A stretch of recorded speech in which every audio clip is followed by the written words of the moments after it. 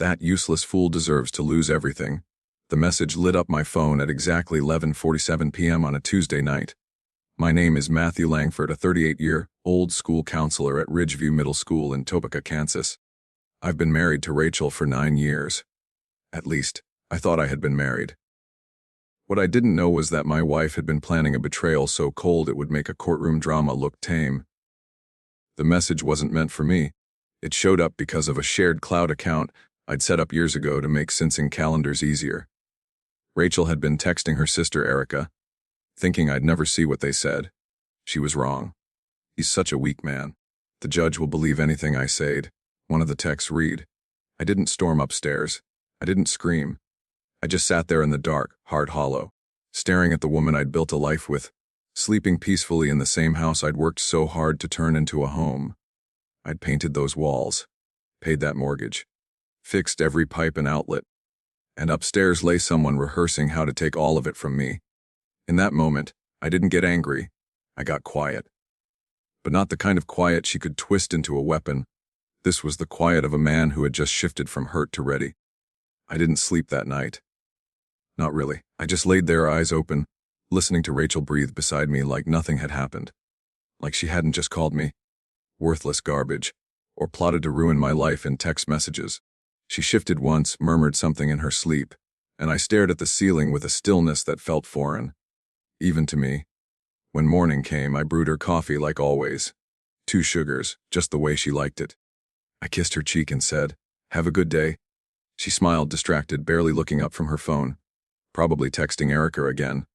But something had changed. I had changed. We met 9 years ago at a state education conference in Wichita. She worked in marketing, representing a tech firm pitching software to school districts.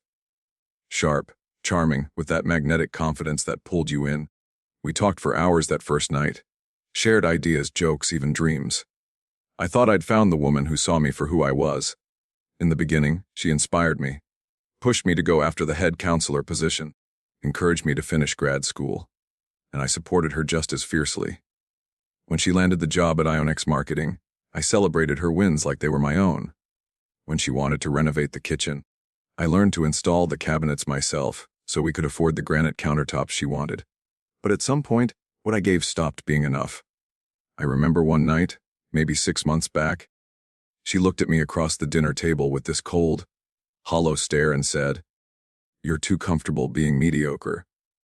I just told her how proud I was that one of my troubled students had made it through a tough year. That meant something to me, still does. I told her I wanted a peaceful life, that helping kids coming home to her, building something steady. That's what I valued. She scoffed. "You sound like a retiree, Matt." We're not even 40. Since then, she'd grown more distant. Late nights at the office. Weekend trips to visit her sister. New clothes I didn't recognize. A different perfume. When I asked if we could try counseling, she agreed, but showed up to 2 sessions and spent both blaming me for her unhappiness. Looking back, it all makes sense now. She hadn't been trying to fix our marriage. She was documenting its destruction. Twisting my patience into emotional distance. Turning my silence into intimidation. She was building a case, and I was handing her the bricks. But I'm no fool. The moment I saw those texts, I knew I couldn't confront her, not yet. What I needed was proof. Hard, undeniable evidence. And I was going to get it. That Friday, I started my plan. After work, I stopped by 3 different electronics stores across Topeka. Paid cash at each one. I didn't want any paper trail. I bought a set of basic, reliable security cameras. Nothing covered or James Bond level. Just indoor surveillance with audio and cloud backup. Missouri is a one-party consent state, and I made sure I knew exactly where the legal line was. I had no intention of crossing it, just documenting the truth. Over the weekend, while Rachel was visiting Erica, I installed the cameras, one in the kitchen, one in the living room, one in the hallway, and one in my home office. All common areas. All legal. When she came home Sunday night, I told her I'd heard about a string of break-ins in the neighborhood and thought it was time to upgrade our security. She barely looked up from her phone. "Whatever makes you feel safer," she mumbled. That was her mistake. She thought I was still the same, too trusting guy who'd bend over backwards to make things work. But I wasn't naive anymore. I wasn't hoping for peace. I was preparing for war. The cameras rolled quietly. Monday came and went. Tuesday afternoon, I came home to footage that stopped me cold. Rachel stood in the living room mirror rehearsing her story. "He never hit me," she said, practicing her tone of voice like she was auditioning for a courtroom drama. "But the way he looks at me when he's mad, it's terrifying." She tried different inflections, different wordings. She tested lines like, "Sometimes I think he wants to hurt me, but he's just holding back." And "Hate controls everything, money, decisions, even my friends. I'm not allowed to be myself." I sat there that night in my office watching the footage, my mouth dry, my heart strangely still. It was surreal, like watching a stranger lie about your own life while standing in the home you paid for, the kitchen you built with your own hands, using your coffee table as a prop for her betrayal. The next day, her sister Erica came over. The two of them sat at our table, laughing, drinking wine, mapping out Rachel's story like it was a PR campaign. "You've got to be specific," Erica advised. "Say he won't let you have your own credit card, that he monitors your phone." Rachel nodded. "Yeah, I'll say he makes me ask for permission to spend more than $50." That was laughable. She'd racked up over $8,000 in charges in the last 3 months, new handbags, expensive dinners, hotel stays I hadn't known about. But logic wasn't their goal, sympathy was. "I'll say he gives me the silent treatment," Rachel added, "and that I always feel like I'm walking on eggshells." "Perfect," Erica said, clinking her glass. "By the time you're done, he won't know what hit him." They laughed. I didn't. Because I already knew. I wasn't just going to survive this. I was going to end it. The worst part wasn't just what Rachel said. It was how well she performed it. Over the next few days, the footage grew darker. She wasn't just rehearsing lines anymore. She was practicing emotions. Standing in front of the mirror with her shoulders slumped, tears welling in her eyes like she'd trained herself to cry on cue. She'd pause mid-sentence, glance away like she was reliving some imagined trauma, and whisper. Sometimes I was scared to even come home. I wanted to scream. To yell at the scream. To march upstairs and confront her. But I didn't, because I wasn't just building a defense. I was constructing a demolition plan. With every lie she rehearsed, another brick fell into place. By Thursday, she brought Erica back for what the cameras captured as a full-blown strategy session. They laid out note cards on the table, each with fabricated details. "You need to mention isolation," Erica said. "Say he discouraged you from working late or traveling." "That's easy," Rachel replied. "I'll say he made me choose between my career and the marriage." That was a complete reversal of the truth. I had always encouraged her ambition, even celebrated her promotions with homemade dinners and champagne. I'd sat through lonely weekends while she was on business trips, thinking I was supporting a strong woman, not funding a betrayal. Later that night, I watched footage of Rachel pacing our living room, phone pressed to her ear. The voice on the other end was male, unfamiliar. "No, he doesn't suspect a thing," she said, chuckling. "He's still playing the good husband role. Too trusting. I almost feel bad. Almost." That word twisted in my gut. "Once this divorce hits," she continued, "I'll have the house, spousal support, and enough to start fresh, maybe open that gallery in Denver we talked about." "Gallery? Denver? Who was this man?" "I'm not worried," she added. "He'll be ruined. Nobody's going to trust a school counselor accused of emotional abuse. Even if he fights it, the stain will stick." She said it like she was talking about a business rival, not the man who had built a life with her from the ground up. Not the man who'd paid her student loans, fixed her parents' roof when it caved in, and held her when her grandfather died. She knew my greatest strength wasn't money or status. It was my integrity, my name, and that's exactly what she aimed to destroy. But she had underestimated 2 things. First, the cameras were still rolling, capturing every stage sob, every lie whispered into a wine glass, every moment she plotted to tear down the life we'd built. And second, I wasn't just watching. I was waiting. I knew the time would come when she'd cross the point of no return, when she'd make her move thinking she had me cornered. That day was coming fast. And when it did, I'd be ready. It happened on a rainy Thursday in April. I was midway through my lunch break at Lincoln Ridge Middle School, reviewing a student behavior report, when the receptionist knocked gently on my office door. "There's someone here to see you," she said, her voice low. It was a process server, a man in a windbreaker, holding a thick envelope. He asked. I nodded. "You've been served," he said, handing me the documents with a tired expression, like he'd done this 1,000 times before. Inside were the divorce papers, neatly typed and full of lies. Rachel had filed for divorce and included an emergency petition for temporary spousal support, full control of the marital home, and exclusive access to our joint assets. The supporting affidavit painted me as an emotionally abusive husband. Calm on the surface, she claimed, but controlling, unpredictable, and quietly manipulative. According to her, I'd made her feel unsafe in her own home, stifled her career, and discouraged her friendships. It was a character assassination in legal formatting. I called Thomas Grant immediately. "It's begun," I told him. I could almost hear his nod through the phone. "She's taken the bait," he said. "No, we wait until she swears under oath. Then we bring the storm." The emergency hearing was scheduled for the following Tuesday. Grant coached me on what to expect. Rachel would show up looking fragile, quiet, maybe tearful. Her attorney would lean hard into the narrative of the silent, controlling husband.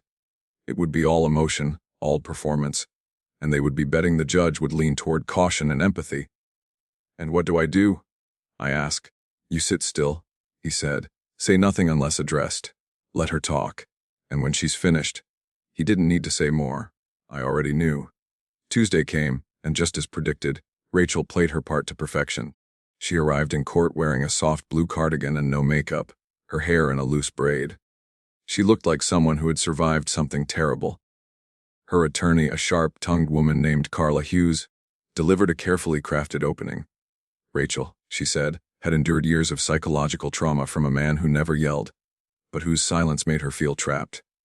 A man who controlled her finances, her time, even her friendships. Rachel testified for nearly an hour. She told stories I'd never heard before, because they'd never happened. She described my cold glares, my disapproving tone, my alleged demands that she account for every dollar she spent. Then Erica took the stand and backed it all up, word for word, like they'd rehearsed it. Because, of course, they had. The judge, Honorable Deborah Knox, listened patiently. I couldn't read her face, but I could feel the mood shifting. This was going exactly how Rachel had planned. And then, finally, it was our turn. Thomas Grant stood up slowly. "Your Honor," he said calmly, "we would like to present video and audio evidence that directly contradicts the testimony we've just heard." He connected his laptop to the court's display. What came next would silence the entire courtroom. And change everything? Grant didn't raise his voice. He didn't need to. He simply clicked play, and there she was, Rachel, standing in our living room, facing the mirror, rehearsing every single word she'd just testified under oath. The exact same phrases, the same tone, even the same timing. The courtroom, just moments ago filled with sympathetic silence, shifted into stunned stillness. A few people shifted in their seats. I saw Carla Hughes freeze, her lips parting just slightly as if she'd suddenly forgotten how to breathe. Clip after clip rolled. Rachel practicing her teary voice. Rachel adjusting her facial expressions. Rachel pacing and muttering things like, "No one will question me. I look like the victim." Then came the footage of her and Erica sitting at the kitchen table, our table, coaching each other on perjury, planning how to fake financial control, laughing about how damaged I'd be once the court took her side. By the time Grant played the clip of Rachel on the phone with her attorney, confidently describing how she could spin my calmness into cold intimidation, the only sound in the room was the faint whir of the ceiling fan above the judge's bench. Judge Knox leaned forward, hands folded tightly under her chin, her expression unreadable, but cold. She paused the video herself before the final clip. Then she looked directly at Rachel. "Ms. Palmer," she said, her tone razor sharp, "you've been given every opportunity to speak your truth. Before we proceed further, would you like to modify your sworn testimony?" Rachel sat frozen. Her skin had gone pale. Carla leaned in to whisper something, but Rachel didn't respond. It was like watching a tower of lies crumble in real time. She knew it.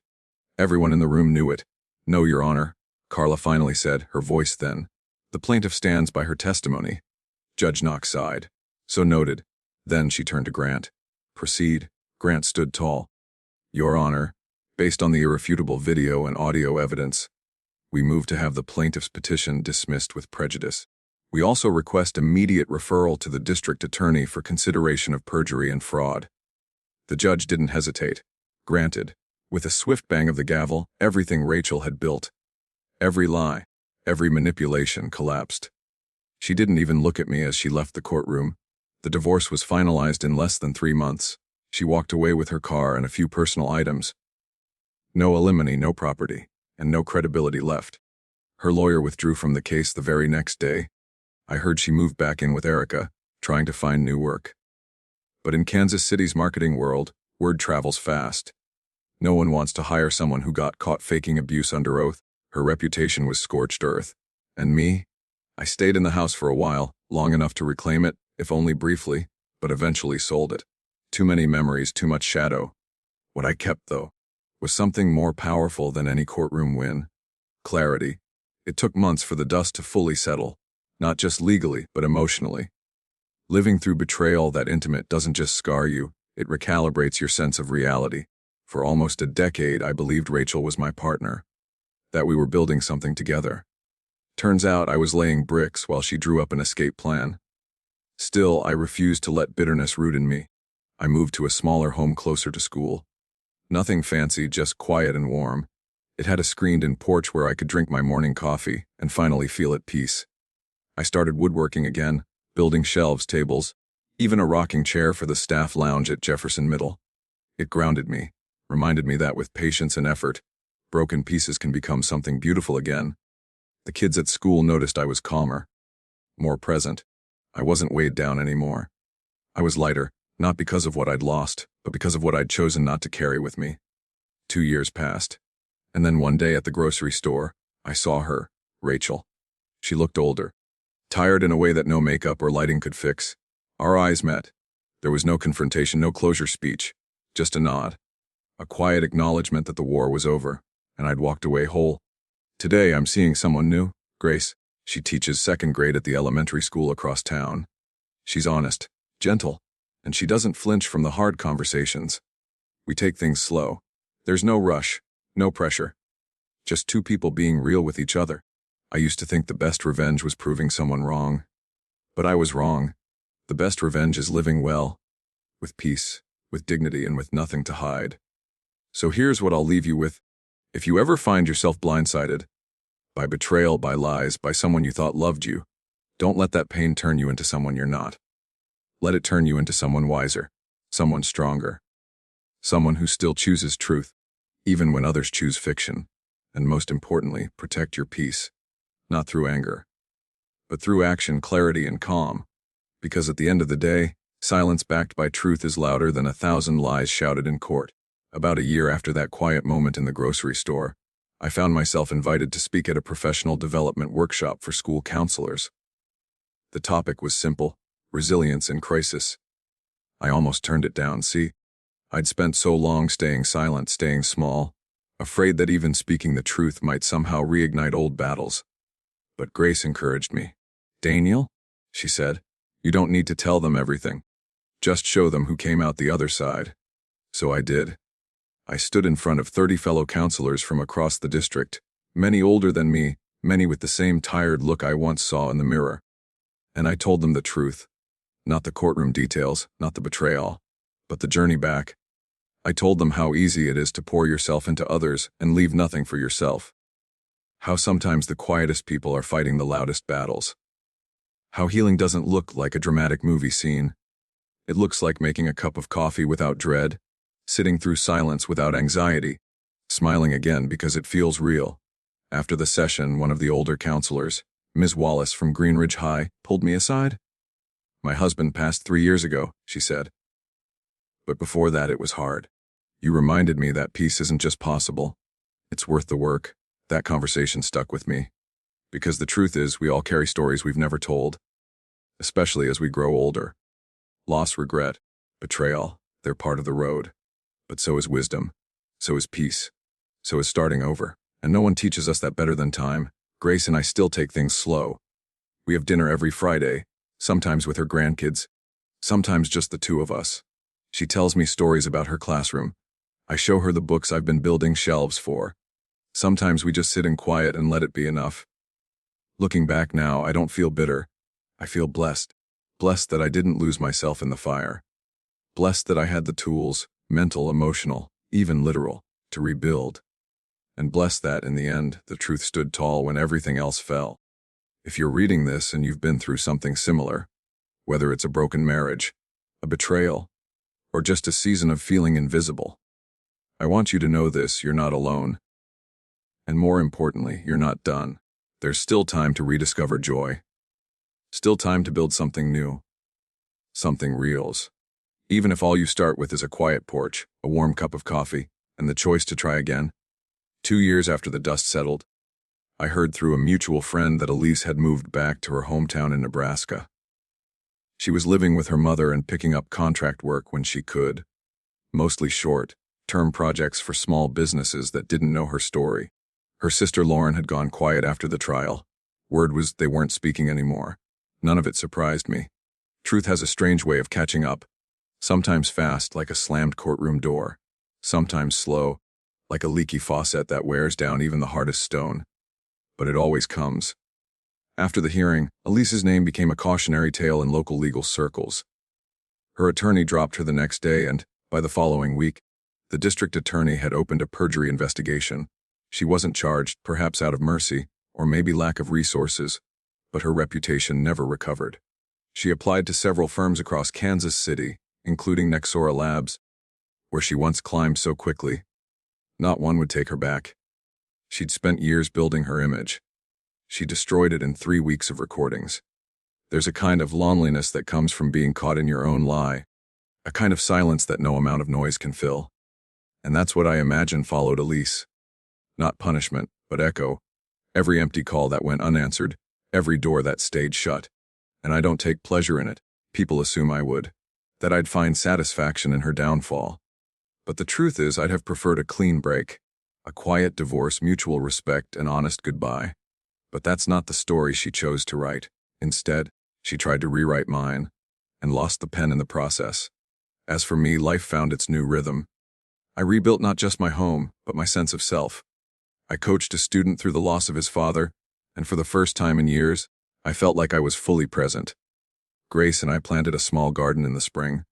I even adopted a rescue dog, a scrappy mutt with more heart than coordination. Every morning, we walked the trail near my new place.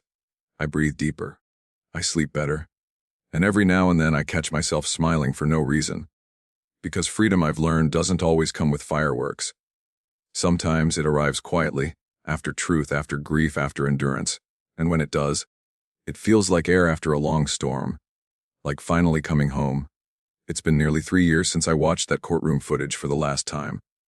I no longer replay those moments in my head, not out of avoidance, but because I've finally moved on. Grace and I are still together, slow and steady. She knows my story, and more importantly, she believes in who I am now, not just who I had to be to survive. One evening this spring, as we sat on the porch watching the sun dip behind the hills, Grace reached over and said, "You didn't just survive what she did to you. You rebuilt yourself from it." She was right. What I lost in those dark months wasn't just a marriage. It was the illusion of being understood. But what I gained, peace, clarity, the strength to start again, was far greater. When someone tries to define your story with lies, let the truth be your answer. Don't scream, don't beg. Just gather your truth, hold it steady, and let time do the rest. Because dignity doesn't shout, it stands. To anyone out there who's been falsely accused, manipulated, or underestimated, this is your reminder: you're not alone. And you're not broken. You're just in the middle of your comeback. If this story hit home, tell me in the comments. Ever been through something you thought you wouldn't survive? I'm listening. And if you believe in the quiet power of truth, hit that subscribe button. We're just getting started.